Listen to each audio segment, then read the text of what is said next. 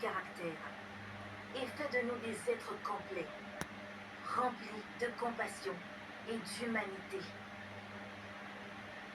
Il s'agit en quelque sorte d'un système mis en place depuis des millénaires et qui a pour objectif d'aiguiser notre amour du prochain.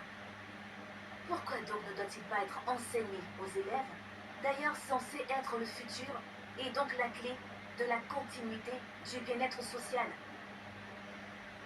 Avant d'aller plus loin, bonjour Monsieur le Président, le panel des juges, chers spectateurs et mes coéquipiers.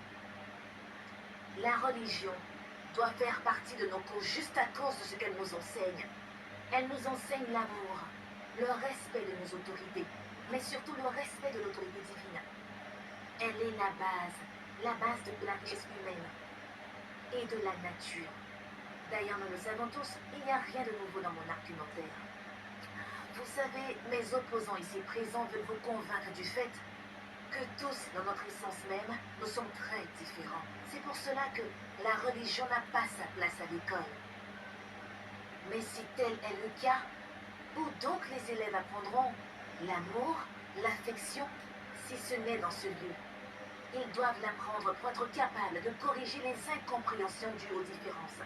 Merci.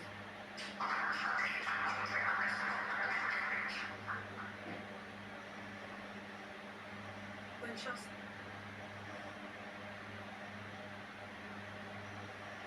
Alors, si la religion doit nous être enseignée, pourra-t-on le faire en tenant compte de notre diversité, en mettant en avant l'acceptation de l'autre, ou encore du respect que nous devons à toutes les religions? Merci.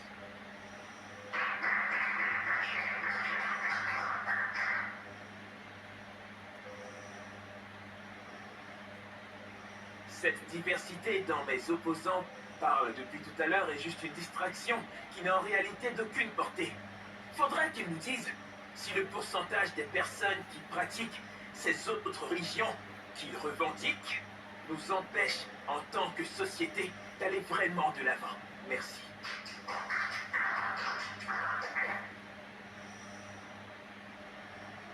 Oui, la majorité est prioritaire, mais au moins la minorité a aussi son mot à dire.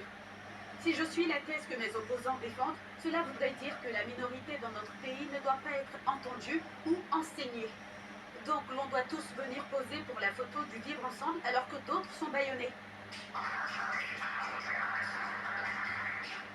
Les opposants ici ont prêché avec de jolis mots comme la diversité et la tolérance. Mais ils oublient de vous rappeler que la meilleure manière de l'apprendre et de vivre cette diversité, c'est de laisser les gens mettre en lumière leurs différences.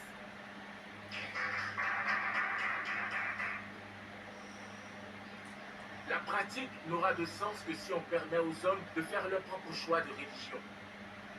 Mais maintenant, ce qu'on a, ce sont des personnes forcées de vivre le choix des autres en plus des leurs.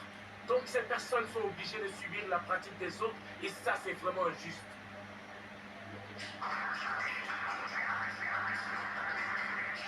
Si la religion de l'autre est un frein à l'expression de mes choix et qu'il est injuste que je tolère d'autres pratiques, alors qu'en est-il des valeurs culturelles de l'autre?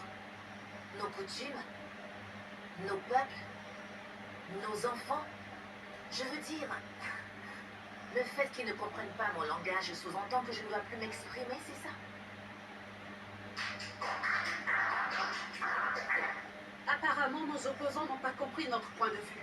Nous demandons que, dans le cas où elle est enseignée, alors qu'elle soit enseignée dans son entièreté, afin que tout le monde puisse s'y reconnaître et vivre sa subjectivité.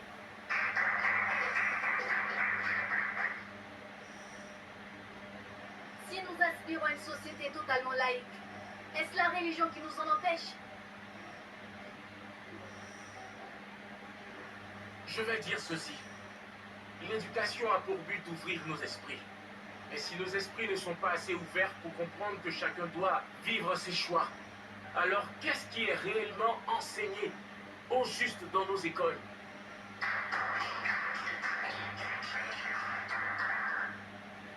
S'il vous plaît, il faudrait bien clarifier les choses. Nous avons tous nos croyances personnelles et nous les pratiquons. Ce que nous disons, c'est qu'au sein de l'école, nous ne sommes pas censés les pratiquer. Ce n'est absolument pas l'endroit pour le faire. Merci.